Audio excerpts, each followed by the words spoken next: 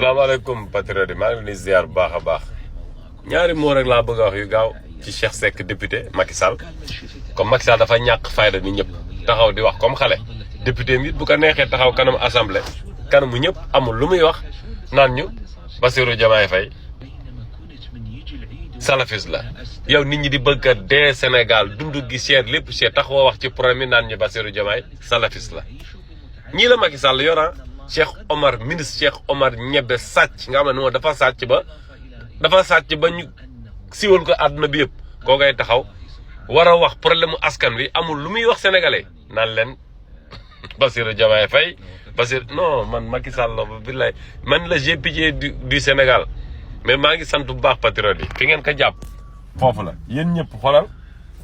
parrainage bi moo leen jaaxal fi mu ne nii na parrainage bi gën a xumb gën a dal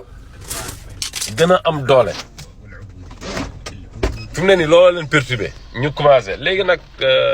diw salafis la am du salafis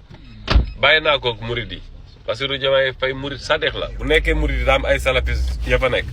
tontu leen Cheikh Omar Anne mi ngi noonu yéen lay waxal Bassirou Diomaye Faye di murid sadex ragal yàlla yéen li leen metti mooy lan moo tax Pastef amul ay sàcc ñoom loolu rek seen problème ba léegi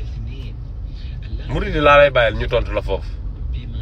bu ndaw rek laa doon wax nii parce que toogu ma jël vidéo wax ci xam-xam tuuti